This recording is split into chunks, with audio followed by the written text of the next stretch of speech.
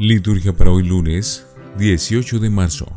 San Cirilo de Jerusalén, obispo y doctor de la Iglesia. Nació de padres cristianos en el año 315. Dirigió esa iglesia desde el año 350 al 386. Es una de las figuras más grandes del período posapostólico de fuertes batallas teológicas.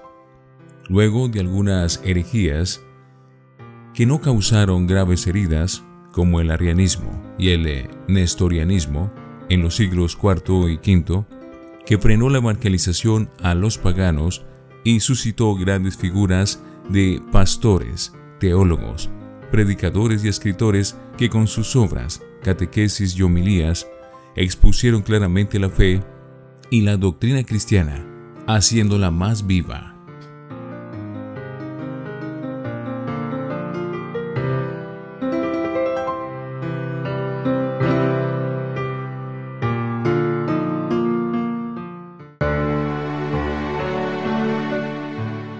Antífona. Ten piedad de mí, Señor, que me hostigan, me atacan y me acosan todo el día. Oremos. Oh Dios, que por San Cirilo, obispo, condujiste admirablemente a tu iglesia para que alcanzara un conocimiento más profundo de los misterios de la salvación. Concédenos por su intercesión conocer de tal manera a tu Hijo que tengamos vida cada vez más abundante. Por nuestro Señor Jesucristo, tu Hijo. Primera lectura de la profecía de Daniel, capítulo 13, versículos 1 al 9, 15 al 17, 19 al 30, 33 al 62. En aquellos días vivía en Babilonia un hombre llamado Joaquín, casado con Susana, hija de Gelcías, mujer muy bella y temerosa del Señor. Sus padres eran justos y habían educado a su hija según la ley de Moisés.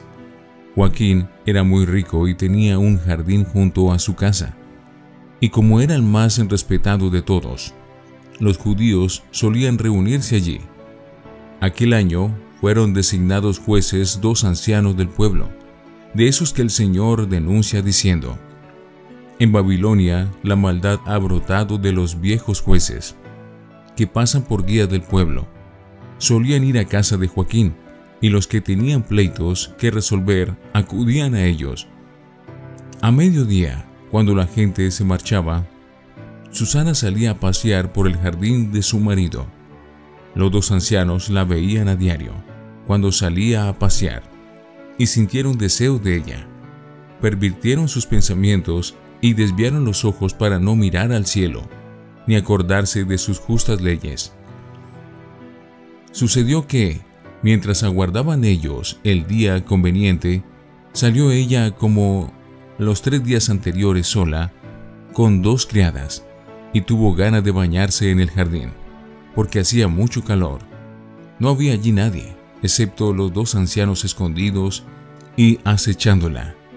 Susana dijo a las criadas: tráiganme el perfume y las cremas, y cierren la puerta del jardín mientras me baño. Apenas salieron las criadas, se levantaron los 2 ancianos, corrieron hacia ella y le dijeron: las puertas del jardín están cerradas, nadie nos ve, y nosotros sentimos deseo de ti, así que consiente y acuéstate con nosotros. Si no, daremos testimonio contra ti diciendo que un joven estaba contigo, y que por eso habías despachado a las criadas. Susana lanzó un gemido y dijo: no tengo salida. Si hago eso, mereceré la muerte. Si no lo hago, no escaparé de sus manos. Pero prefiero no hacerlo y caer en sus manos antes que pecar delante del Señor. Susana se puso a gritar, y los 2 ancianos, por su parte, se pusieron también a gritar contra ella.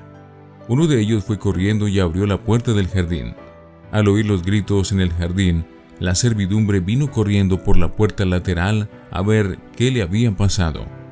Cuando los ancianos contaron su historia, los criados quedaron abochornados, porque Susana nunca había dado que hablar.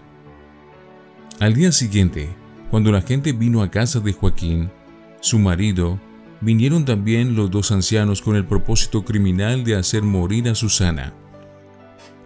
En presencia del pueblo ordenaron: vayan a buscar a Susana, hija de Gelcías, mujer de Joaquín. Fueron a buscarla, y vino ella con sus padres, hijos y parientes. Toda su familia y cuantos la veían lloraban. Entonces los dos ancianos se levantaron en medio de la asamblea y pusieron las manos sobre la cabeza de Susana. Ella, llorando, levantó la vista al cielo, porque su corazón confiaba en el Señor. Los ancianos declararon: mientras paseábamos nosotros solos por el jardín, salió ésta con dos criadas. Cerró la puerta del jardín y despidió a las criadas. Entonces se le acercó un joven que estaba escondido y se acostó con ella. Nosotros estábamos en un rincón del jardín y, al ver aquella maldad, corrimos hacia ellos. Los vimos abrazados, pero no pudimos sujetar al joven, porque era más fuerte que nosotros, y, abriendo la puerta, salió corriendo. En cambio, a esta le echamos mano y le preguntamos quién era el joven, pero no quiso decírnoslo. Damos testimonio de ello. Como eran ancianos del pueblo y jueces, la asamblea les creyó y la condenó a muerte. Susana dijo gritando: Dios eterno, que ves lo escondido, que lo sabes todo antes de que suceda. Tú sabes que han dado falso testimonio contra mí, y ahora tengo que morir, siendo inocente de lo que su maldad ha inventado contra mí. Y el Señor escuchó su voz. Mientras la llevaban para ejecutarla, Dios suscitó el Santo Espíritu en un muchacho llamado Daniel, y éste dio una gran voz: Yo soy inocente de la sangre de esta. Toda la gente se volvió a mirarlo y le preguntaron: ¿qué es lo que estás diciendo? Él, plantado en medio de ellos, les contestó: ¿pero están locos, hijos de Israel? ¿Con qué, sin discutir la causa ni conocer la verdad, condenan a una hija de Israel? Vuelvan al tribunal, porque esos han dado falso testimonio contra ella. La gente volvió a toda prisa, y los ancianos le dijeron: ven, siéntate con nosotros e infórmanos por qué Dios mismo te ha dado tal privilegio. Daniel le dijo: sepárenlos, lejos uno del otro, que los voy a interrogar. Cuando estuvieron separados el uno del otro, él llamó a uno de ellos y le dijo: envejecido en días y en crímenes, ahora vuelven tus pecados pasados, cuando dabas sentencias injustas, condenando inocentes y absolviendo culpables, contra el mandato del Señor. No matarás al inocente ni al justo. Ahora, puesto que tú la viste, dime debajo de qué árbol los viste abrazados. Él contestó: debajo de una acacia. Respondió Daniel: tu calumnia se vuelve contra ti. Un ángel de Dios ha recibido ya la sentencia divina y te va a partir por medio. Lo apartó, mandó traer al otro y le dijo: hijo de Canaán, y no de Judá, la belleza te sedujo y la pasión pervirtió tu corazón. Lo mismo hacían con las mujeres israelitas, y ellas, por miedo, se acostaban con ustedes, pero una mujer judía no ha tolerado su maldad. Ahora dime, ¿bajo qué árbol los sorprendiste abrazados? Él contestó: debajo de una encina. Replicó Daniel: tu calumnia también se vuelve contra ti. El ángel de Dios aguarda con la espada para dividirte por medio, y así acabará con ustedes. Entonces toda la asamblea se puso a gritar bendiciendo a Dios, que salva a los que esperan en Él. Se alzaron contra los ancianos, a quienes Daniel había dejado convictos de falso testimonio por su propia confesión, e hicieron con ellos lo mismo que ellos habían tramado contra el prójimo. Les aplicaron la ley de Moisés y los ajusticiaron. Aquel día se salvó una vida inocente. Palabra de Dios. Te alabamos, Señor. Salmo 22. Aunque camine por cañadas oscuras, nada temo, porque tú vas conmigo. El Señor es mi pastor, nada me falta. En verdes praderas me hace recostar. Me conduce hacia fuentes tranquilas y repara mis fuerzas. Aunque camine por cañadas oscuras, nada temo, porque tú vas conmigo. Me guía por el sendero justo, por el honor de su nombre. Aunque camine por cañadas oscuras, nada temo, porque tú vas conmigo. Tu vara y tu cayado me sosiegan. Aunque camine por cañadas oscuras, nada temo, porque tú vas conmigo. Preparas una mesa ante mí, enfrente de mis enemigos. Me unges la cabeza con perfume, y mi copa rebosa. Aunque camine por cañadas oscuras, nada temo, porque tú vas conmigo. Tu bondad y tu misericordia me acompañan todos los días de mi vida, y habitaré en la casa del Señor por años sin término. Aunque camine por cañadas oscuras, nada temo, porque tú vas conmigo. Tu bondad y tu misericordia me acompañan todos los días de mi vida, y habitaré en la casa del Señor por años sin término. Aunque camine por cañadas oscuras, nada temo, porque tú vas conmigo. Honor y gloria a ti, Señor Jesús. No me complazco en la muerte del malvado, dice el Señor, sino en que se convierta y viva. Honor y gloria a ti, Señor Jesús.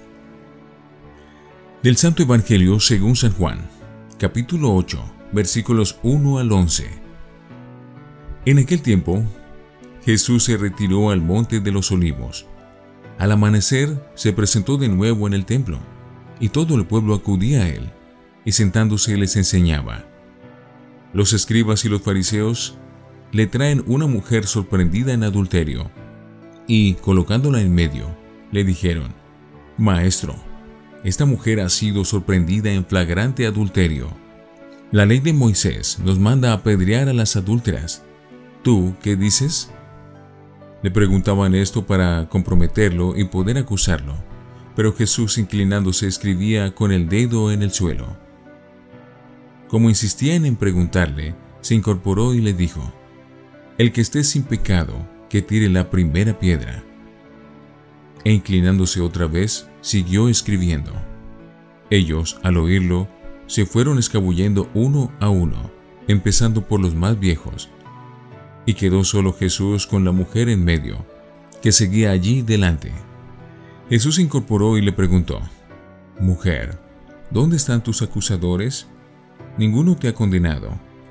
Ella contestó: Ninguno, Señor. Jesús dijo: Tampoco yo te condeno. Anda, y en adelante no peques más. Palabra del Señor. Gloria a ti, Señor Jesús. Oremos. Concede, Señor, a quienes vamos a celebrar los santos misterios, ofrecerte como fruto de nuestra penitencia la alegre pureza de nuestras almas. Por Jesucristo nuestro Señor. Antífona. Mujer, ninguno te ha condenado. Ninguno, Señor, yo tampoco te condeno. En adelante no peques más. Oración después de la comunión. Que los sacramentos que hemos recibido, Señor, nos purifiquen de nuestras malas inclinaciones, y fortalecidos con tu bendición, corramos a tu encuentro siguiendo las huellas de Cristo, Él que vive y reina por los siglos de los siglos. Lección Divina. Oremos. Padre, con el dinamismo de tu Espíritu Santo, capacítanos para descubrir cómo tu palabra revela la naturaleza filial y relacional de nuestra vida, cómo ella nos acerca al prójimo, no para emitir juicios condenatorios en su contra, sino para rehacer su vida en nombre de Jesús. Amén. Lectura. Una primera vista, pareciera que la controversia precedente sobre el origen divino de Jesús es interrumpida por el relato de la mujer sorprendida en adulterio. Sin embargo, como la finalidad de los escribas y fariseos es poner a prueba a Jesús ante un caso en el que el pecador, aquí una mujer, es condenado a muerte por la ley de Moisés, entonces hay una continuidad. Los gestos de Jesús expresan su interés en no discutir asuntos legales relativos a la condena a muerte de una mujer por parte de personas igualmente pecadoras como la acusada.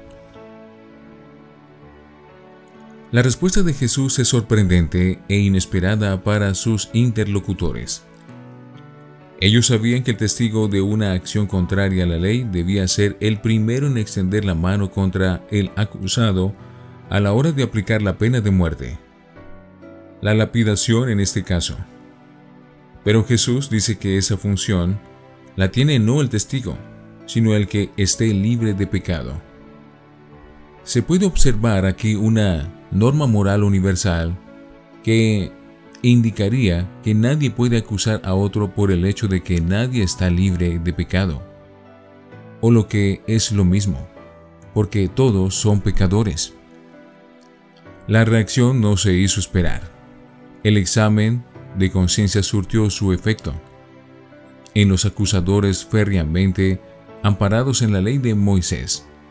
Son ellos mismos los que resuelven el caso al percatarse que ninguno estaba libre de pecado, que ninguno de ellos estaba en condiciones de juzgar, condenar, ni mucho menos ejecutar a la mujer pecadora, la cual los salvó de ser culpables de una muerte más por causa de la rigidez en la aplicación de la ley.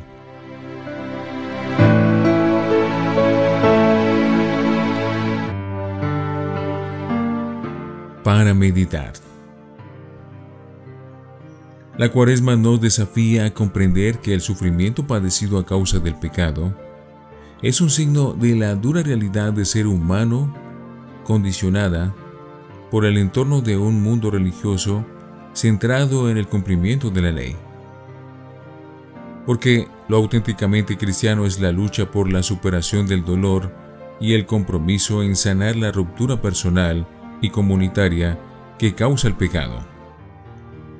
Este sufrimiento, además, acusa y denuncia todas las formas de reducción del ser humano a la categoría de medio, olvidando la finalidad de la ley y de la gracia, la salvación de la persona, su liberación de toda condenación y la posibilidad de no pecar más.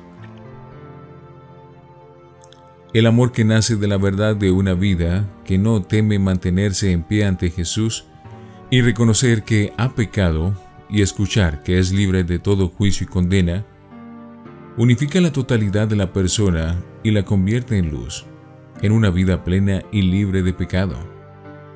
La verdad de la vida ofrece un vínculo sólido. Consigue llevar más allá del aislamiento y vibrar de la fugacidad del instante para edificar la vida y dar fruto. Reflexionemos. ¿Qué actitudes reconozco en mi trato con los demás que evidencien que mi encuentro con Jesús me ha hecho una persona capaz de perdonar, de no juzgar ni condenar? ¿Cómo puedo testimoniar a los demás que Dios es compasivo y capacita para luchar contra el pecado? Oremos.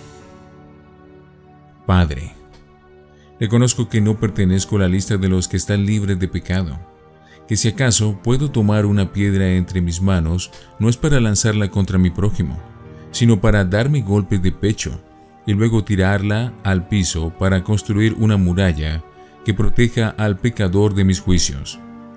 Amén.